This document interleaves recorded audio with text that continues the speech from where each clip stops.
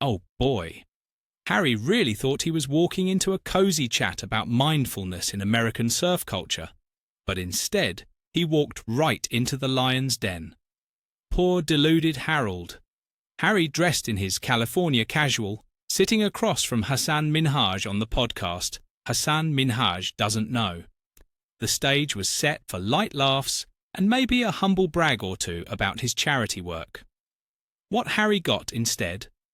A public roast served medium rare with a side of humiliation. From the very start, Hassan didn't hold back. He pulled out Harry's memoir, Spare, and, with the timing of a man who's been waiting his whole life for this moment, read the now infamous line about Harry getting an official clothing allowance from dear old dad, but only for formal wear. Translation: tuxedos, medals, royal robes. For casual wear, Prince TK Maxx had to fend for himself, apparently. Hassan's deadpan: "Bro, I'm sorry you had to go through that." The audience laughed. Harry tried to lean into the joke, muttering something about TK Maxx being a special place in his memory, but the damage was done completely.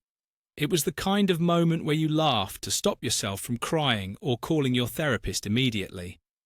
When asked whether he was planning to become a US citizen, he coyly replied, "There are no plans to be at this point." Translation: Meghan hasn't decided how that polls yet with focus groups. Then came the rapid-fire questions, and here's where the wheels really started wobbling dangerously. Hassan asked a simple, innocent question. "What do your kids think you do?" And Harry's answer? "They know I help other people." Ah, yes, the universal response of anyone who doesn't actually have a job anymore.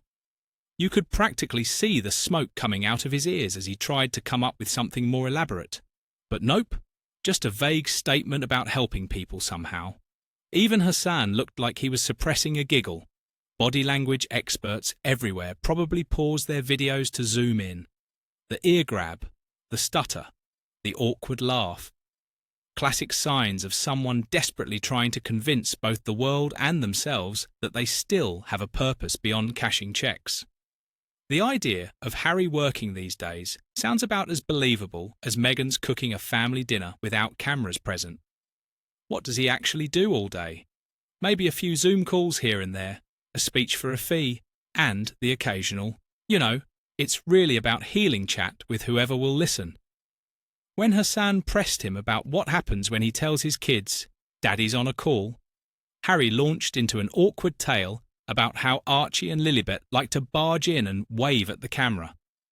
Hassan's entire audience was laughing with Hassan, not with Harry. Because this was not the Prince of Woke Wisdom moment Harry probably envisioned.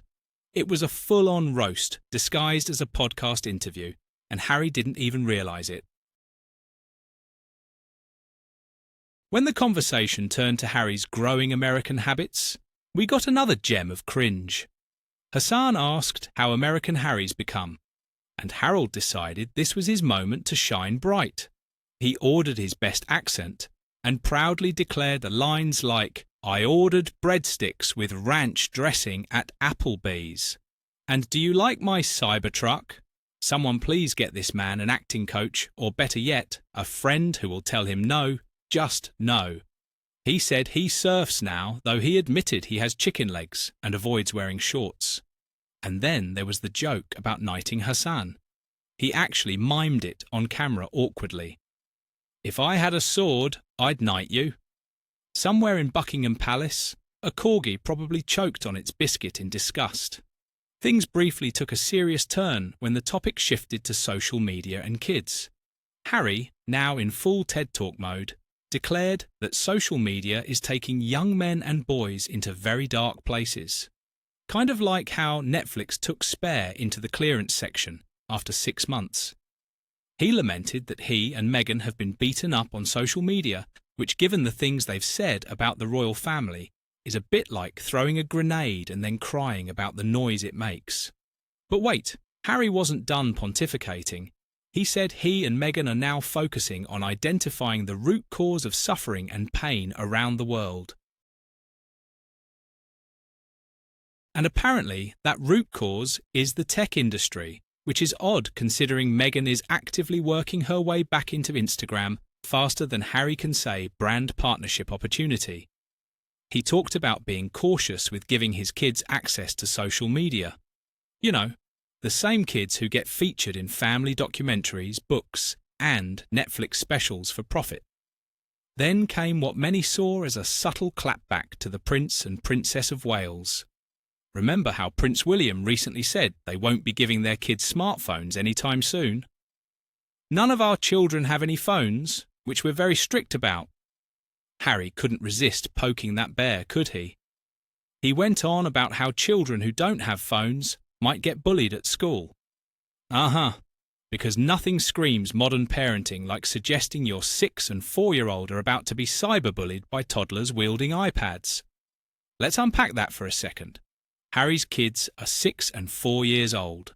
They're probably more worried about crayons and snack time than TikTok trends.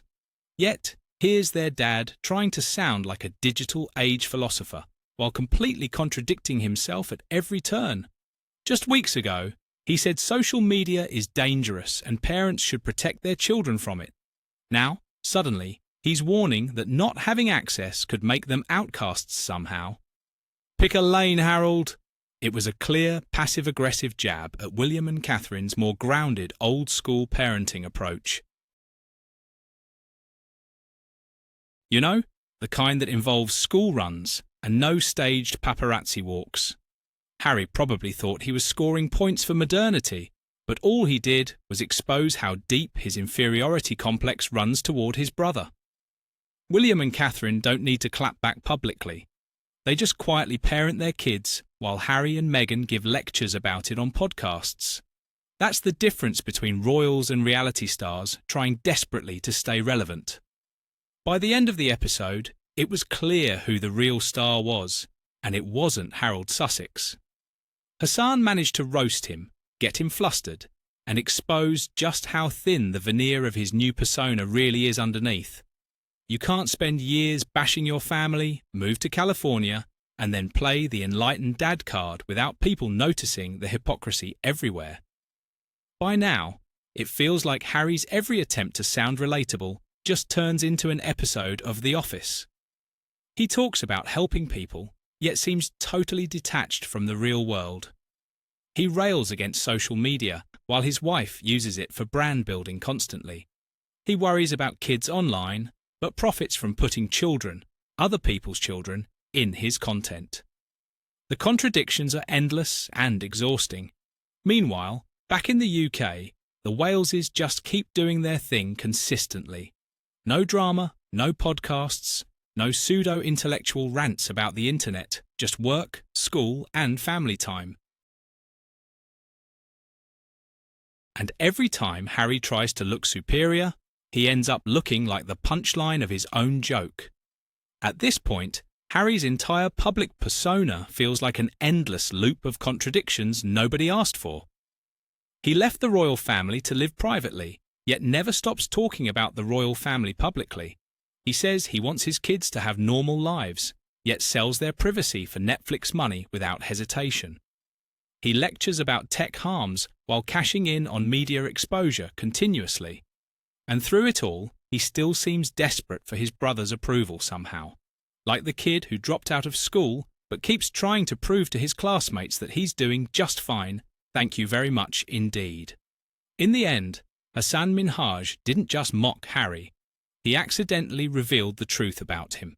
Strip away the title, the PR team, and the curated image, and what you're left with is a man who seems perpetually lost. A man who thought he escaped the royal cage only to build a digital one made of podcasts, Netflix contracts, and awkward interviews nobody remembers. So, what did we learn from this little comedy of errors exactly? That Harry's still trying way too hard to be relatable to common people. That Meghan's media machine isn't doing him any favours whatsoever. The whole of the UK is laughing, honestly. And honestly, after that performance, who can blame